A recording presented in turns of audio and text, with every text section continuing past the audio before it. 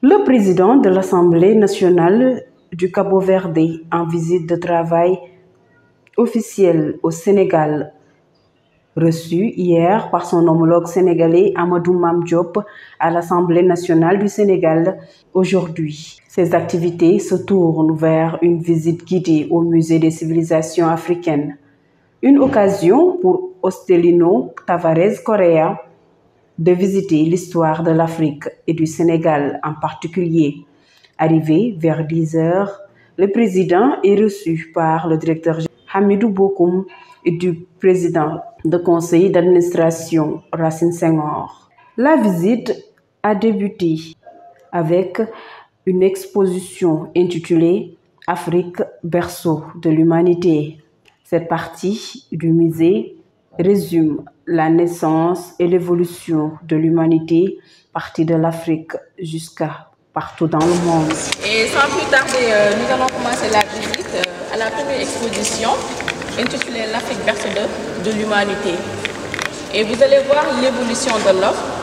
En passant par tout, on va voir l'ancêtre de l'humanité jusqu'à l'Homo sapiens sapiens. L'arbre de l'humanité, l'arbre de la vie, et c'est un artiste haïtien qui se nomme Edouard Duval-Ferry qui nous a réalisé ce beau baobab. Et vous allez voir les parties du baobab, à savoir les racines qui montrent l'origine de l'homme. C'est-à-dire que le premier homme a marché en terre d'Afrique. Ensuite, vous allez voir le tronc du baobab qui montre l'évolution de l'homme. Parce que les hommes vont évoluer. Et en haut, vous allez retrouver les branches qui montrent les différentes sorties. Les vagues de colonisation, c'est à partir de 2 millions d'années qu'ils vont quitter l'Afrique pour aller coloniser les autres continents. C'est ce qu'on essaie de vous montrer ici à travers le baobab. Et ici, vous allez voir les sorties d'Afrique. Et en regardant la carte, vous allez retrouver 2 flèches de couleur rouge qui montrent la première sortie effectuée par les Homo ergaster ou Homo erectus. C'est les premières espèces qui vont quitter l'Afrique, c'est environ de 2 millions d'années, pour aller coloniser les autres continents. Et vous allez voir, ils vont aller en Europe de 1,8 million d'années, en Asie et aussi en Océanie. Et ensuite, vous allez retrouver des flèches bleues qui montrent la dernière sortie, effectuée par les Homo sapiens. Les Homo sapiens, c'est les descendants des Homo erectus, à partir de 300 000 ans. Et l'Homo sapiens serait apparu en Afrique du Nord avec le Djibel que vous voyez au niveau de l'écran, qui date de 315 000 ans. Et ensuite, en Afrique orientale, avec l'Homo kubish, qui date de 195 000 ans.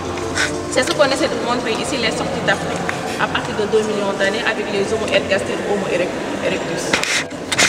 Vous allez voir l'Homo habilis, les Homo erectus ou ergaster, les Homo sapiens archaïques et les Homo sapiens sapiens, ça veut dire vous et moi. Voilà. Et en bas, vous allez voir l'ancêtre de l'humanité.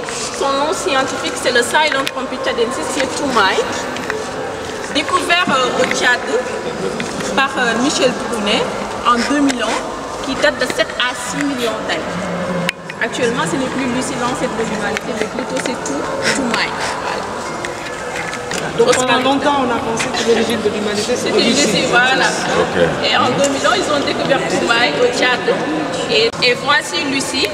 Elle fait partie des Australopithèques afarensis. Et Lucie, on l'a découvert en Éthiopie, en 1974. Elle date de 3,2 millions d'années. Vous voyez l'écart entre Lucie et Toumaï. Toumaï, on l'a découvert en 2001 et Lucie en 1974 est considérée comme l'ancêtre de l'humanité. Et voici les Homo habilis. Dans habilis, vous avez habile, l'homme qui réfléchit, qui pense, et à partir d'ici, vous allez voir, ils vont commencer à tailler des outils. Ouais, c'est ce qu'ils utilisaient pour couper, pour décharner, c'est ce qu'ils utilisaient la présence des outils. Ouais, les bifaces, les hachereaux, comme vous le voyez en bas. Et eux, ils ont juste utilisé le feu. Les Homo ergaster, et à part l'Homo habilis. Et en face, vous allez voir l'Homo ergaster qui se montre à la voie découverte dans le lac. Le coin religieux a aussi été visité. Les différentes confréries qui existent au Sénégal, les objets personnels des guides religieux de Serigne Touba à Cheikh Ibrahim Niass, en passant au bonnet carré de Serigne Babacar Sy. C'est vrai, hein? Authentique pour... beneen affaire là. xam nga rien que ça là ça fait l'objet de pèlerinage. Aller voir waaw lii ku yàlla mayoon nga mës ko teg ci sa bopp. non beneen affaire moo tax. Ouais. Regarde, président, c'est lui. Le bonnet là. C'est ce bonnet. C'est son bonnet. Voilà. C'est lui son père. Lui c'est son frère. L'autre aussi c'est son frère. Machallah. En deuxième étape de visite, l'exposition des objets africains contemporains, des représentations de la maternité, de la vie, mais aussi de la mort, avec l'exposition des cercueils dans différentes sociétés africaines. Biennale de 96 à 2018, vous allez voir ici. Et en face, vous allez voir un artiste du Nigeria qui se nomme Tejuso. Et ici, il montre le recyclage, la récupération. Et si vous regardez, il a récupéré d'énormes choses. Par exemple, des sachets de lait, des sachets de chocolat, des sachets d'épices, des wax, du tissu, voilà. Et en noir, c'est du bois qu'il a récupéré pour réaliser cette belle exposition. Et il avait remporté le prix d'encouragement du ministère de la Culture en 2018. Et vous allez voir Leila Adjobi, c'est elle qui va remporter le grand prix en 2018. Malien. Et en face, il rendait hommage aux chasseurs. Les tenues qu'on a vues tout à l'heure dans la sensibilisation. Et voici qui rendait hommage aux chasseurs des eaux, les deux eaux. Et il avait remporté le grand prix lors de la Biennale de 1996. Voilà. Et l'artiste, à chaque fois, il travaille avec le textile. Si vous regardez tout, c'est le même artiste. Voilà. Et c'est un couple qu'il a représenté ici. Ouais, c'est du basin qu'il a utilisé pour représenter un couple d'Ogon. Ah oui, ouais, la femme.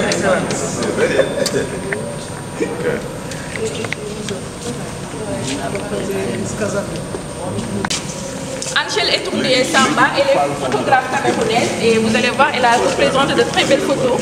C'est une camerounaise, Angèle. Du Cameroun. Il s'appelle Sidiki Kiki. Et si vous regardez, c'est un totem qu'il a représenté ici. Et la matière qu'il a utilisée, c'est du bronze. Et vous allez voir la représentation de la femme, l'homme et l'enfant tout en utilisant. C'est le même matériau utilisé au monument de la Renaissance. Alors lui, il y a un artiste là, c'est un artiste très connu là. Il y a une allée à Ouaga qui est dédiée au cinéma. Parce que le Burkina, c'est aussi la capitale du cinéma africain. Et sur cette allée, les grands cinéastes ont leur portrait, leur petite statue. Et c'est lui qui a fait la statue. En cinquième partie, le président de l'Assemblée nationale du Cap-Vert, Antonio Ostelino Tavares Correa, a visité différentes œuvres d'art des artistes venus un peu partout de l'Afrique qui ont souvent une représentation significative sur l'histoire du continent. Il s'appelle Godfred Dongor et vous allez voir, c'est un boxeur qu'il a représenté ici. C'est la liberté d'un esclave qu'il essaie de transmettre ici à travers un boxeur. Et il avait remporté le prix d'encouragement du ministère de la Culture en 1998. Et vous allez voir, Vieux Diba, c'est lui qui va remporter le grand prix en 1998. Et le nom de l'œuvre, c'est le fleur solaire, Sunflower en anglais. Et vous allez voir, il a utilisé des cuillères. Et au milieu, c'est des clous qu'il a utilisés. Voilà, son argent, petit clou. Et il avait remporté le prix lors de la Biennale de 2014. Au milieu, c'est quoi? Là, c'est des clous. Très bien. Ça, c'est des cuillères, effectivement. Oui, c'est des cuillères, oui. Il faut le faire, hein? Une autre partie qui retrace l'histoire douloureuse de l'Afrique est aussi représentée. Cette exposition est nommée La Traversée. Cette partie montre les difficultés et conditions que vivaient les esclaves noirs durant la période coloniale. Accord de berlinisation qui fait allusion à la conférence de Berlin. C'était en 1884-1885 qu'ils ont partagé le continent africain. Et à travers cette exposition, vous allez voir des vrais brûlés qui représentent les pays qui ont été colonisés. Et ensuite, vous allez voir des vrais noms animés qui représentent l'espoir. Pour l'artiste, un jour l'Afrique va se développer. Et on aura notre monnaie unique des puissants comme les États-Unis ou la Chine. Parce qu'en Afrique, nous avons les capacités et les ressources de se développer.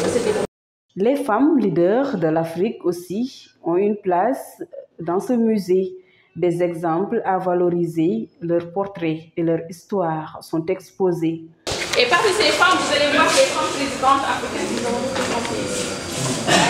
Je l'ai dit avec Jaoudé. Ensuite, vous allez voir Ellen Johnson, qui était la femme présidente de Libéria, République Centrafrique, Malawi et République de Maurice. Ici les gars. C'est je parlais d'Ellen Johnson, qui est venue ici visiter à l'improviste. Elle est arrivée ici, là, à l'improviste, visiter, on l'a trouvée, et puis on l'a amenée dans la conférence qu'on faisait, des gens internationaux sur les musées. Les gens étaient très surpris. J'étais venu à Dakar comme ça.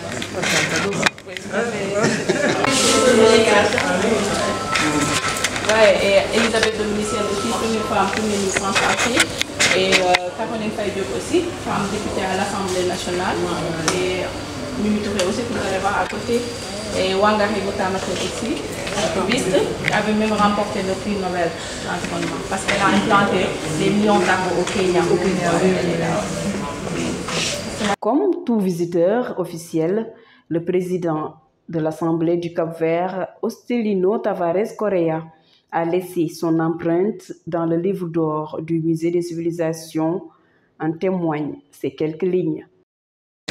Obrigado por nos permitir a mim e a minha delegação fazer uma excelente e profunda viagem pela nossa civilização africana.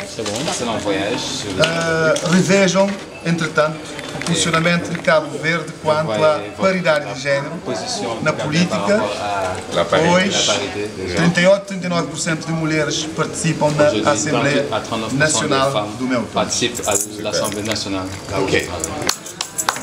Donc, quelle est l'impression? L'impression que nous avons est excellente. Nous sommes en train de voir qu'il y a une forte liaison entre le Sénégal et le Cap-Vert, des liens et des relations excellentes dans les divers domaines. Cette visite nous a permis de faire un voyage dans l'histoire. Et avec cette visite, nous sommes en train de voir donc, la connaissance et la pratique et un laboratoire d'histoire de la civilisation africaine. Donc les perspectives sont excellentes. Dans l'année passée, au mois de juillet, mon homologue a visité le Cap-Vert et on a signé un protocole de coopération qui est en train d'être travaillé. Et, en bref, bientôt, les deux présidents de l'Assemblée nationale du Cap-Vert et du Sénégal vont signer ce protocole de coopération qui va toucher donc beaucoup de domaines. La question parlementaire, la question législative et aussi la formation des techniques parlementaires des deux et des députés aussi. Merci beaucoup.